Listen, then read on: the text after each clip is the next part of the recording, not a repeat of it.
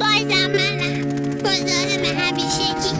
میخواستم بگم که من غلط کردم، اشتباه کردم، بی‌جا کردم، هر چی که بخوای. میدونی چرا؟ چون تو ویدیو قبلی گفتم که بابام از کارش اخراج شد و من دارم به داشت میرم کار میکنم.